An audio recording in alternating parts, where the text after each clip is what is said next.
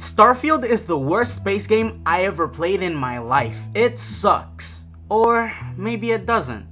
Let me explain. There are numerous things that could have been better written or better implemented in Starfield that definitely could have used a little more time to polish, but there are three main things that bug me specifically, and one of those things is the landing. When I compare this game to other games that I've played like Elite Dangerous or No Man's Sky, for example, in No Man's Sky, you can fly to a planet and land. That's it. You don't have to open a map and find the specific spot you want to land in and then click land. That's what you do in Starfield. If you're on a different system, you're essentially going from one loading screen to the other because you have to open up your map, click on whatever system you want to go to, and travel there. That's a loading screen. And then find whatever planet you want to go to, travel there as well. That's another loading screen. Granted, you don't necessarily have to do it in that specific order, but there are still a lot of loading screens that you have to go through for simple things like traveling from place to place. And this is a space game that has had a lot of funding and a huge studio behind it that has had heavy hitters before. So when you compare this game to other space games that have a lot less money with a lot less heavy hitters under whatever studio's belt, it's a little disappointing. Another thing that bugs me are the space stations. So docking at a space station in Starfield, you just pull up to the space station and interact with it,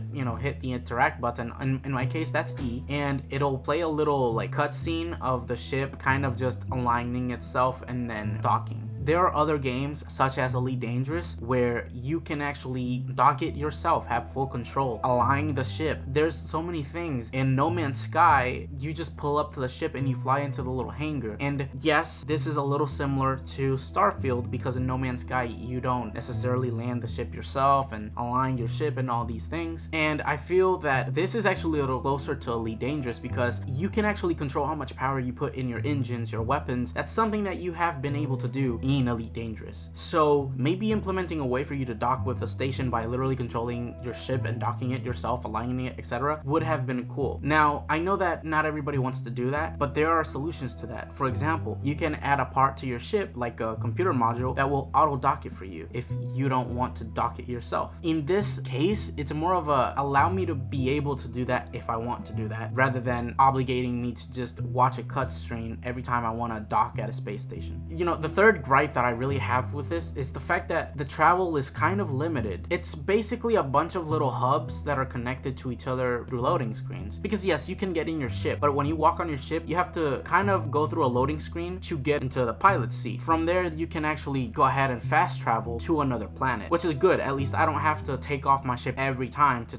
fast travel somewhere. You can just fast travel, but that's a loading screen right there. And then when you get off your ship, that's another loading screen. So it's two loading screens anywhere you go. Unfortunately, you can't directly travel to a planet. A streamer tried it, they failed miserably. After 7 hours, they actually reached their destination, but they weren't able to land. So they ended up having to actually just fast travel there. So that's 7 hours wasted. But at least this person discovered that no, you can't actually travel to a planet. No Man's Sky allowed you to do this. Yes, it might take you 2 minutes, real life time, to fly to the other planet when engaging the FSD drive or whatever they call it, but at least you could do it. And the issue with loading screens is the fact that when I actually downloaded this game, I downloaded it into an HDD. Well, it wouldn't even play, it wouldn't run. I had to uninstall and then reinstall it to an SSD, and then it wanted to play and run and whatever. No Man's Sky was made by a dude who lived under a bridge and ate ramen. Heck, Todd Howard probably collected the rent, but Sean Murray wasn't a very well-known developer, and his studio wasn't well-known either. The game came out, it was pretty bad, but he kept working on it, and today No Man's Sky isn't the No Man's Sky that we got in 2016, but it did get heavily stepped on